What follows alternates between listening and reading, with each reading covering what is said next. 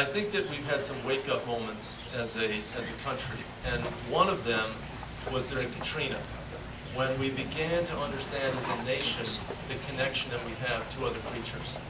And I was down there. Some of you may have gone down to help with the animal rescue, because thousands of people came to help all of the animals trapped in homes. When people left for a couple of days, they thought that they would come back. They left big bowls of food and water, and thought that after the storm passed, they'd get back to their homes and be reconnected. But of course, New Orleans flooded. The city was closed for weeks, and it became a race against time to reach these animals before they starved and they were dehydrated. And for so many of us, as a nation, this was a calamity that we hadn't, really seen this sort of magnitude in a natural disaster ever before. And more than 1,000 people died. Hundreds of thousands were displaced. They lost their homes. People didn't know if they would ever reclaim this city. Great American city, New Orleans, was in trouble. And of course, for a couple of days, the focus of the media and the nation was riveted on the human circumstance, and rightly so. I mean, people were suffering terribly. But then, after a few days, people began to see a dog peering out of a home, or they saw a dog or a cat clinging to a car top in a flooded city. And we saw the first animal rescues, and people began to focus on that. And when I was down there, and I did so many interviews about this, I expected to hear this question. Why are you concerned about the animals when there are so many people suffering? But of all the reporters down there, not one of them, in the hundreds of interviews that I conducted, asked that question, because the people who were there saw that everyone's fate was all tangled up together. That suffering was suffering, that despair was despair, and that there were so many people who were there to help, no matter if they were human or animal victims. Of course, our government didn't have any policies with respect to how the animals would be rescued. It fell entirely on the nonprofit sector to handle the animals. And when the Navy or the Coast Guard or the local firefighters heroically went to rescue people who were in distress, they of course found that 2/3 of American households had pets, and so many of these people especially stayed behind because they had nowhere to go with their pets.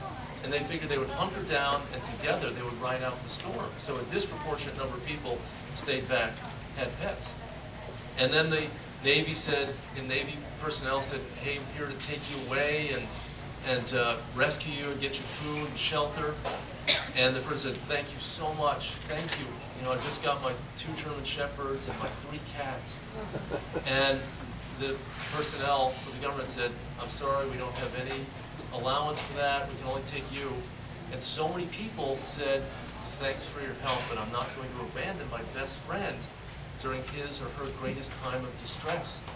And it was a moment where the public began to understand that our lives really are intertwined, and this bond is so strong.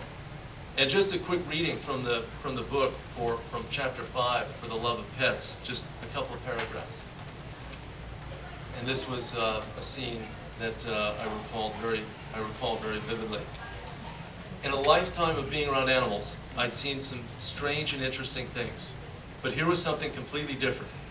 I was standing in the front galley of a Continental Airlines 727 that was soon to depart Baton Rouge Airport, surveying a plane packed with passengers, all of them dogs.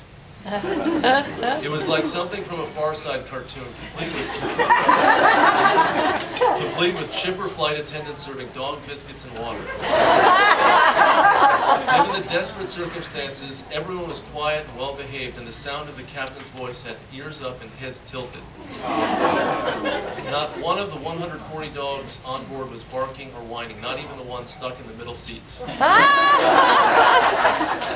There was something comical in the scene, but also deeply touching, seeing all these frightened faces wondering what was happening to them.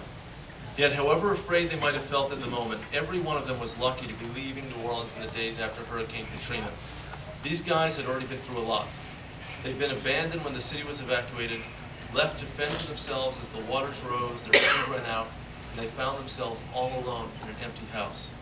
When finally they heard a friendly voice, it wasn't their owners, but one of the hundreds of rescuers who had come to help. Now they were bound for California, where others would take them in until one day soon, if everything worked out, their owners would find them and take them back home. What mattered most right now is to get them to safety and worry about the reunions later. And you know, this was a rescue where more than 10,000 animals were taken out of dire circumstances. But beyond that, I think one of the most important legacies of this was that we passed federal legislation to include pets in disaster planning, that 20 states did the same. And it was this wake-up moment for the American public about this connection that we have with animals. But you know, at HSUS, we're concerned about dogs and cats, but we're concerned about all animals. And we need these wake-up moments on the wide range of issues.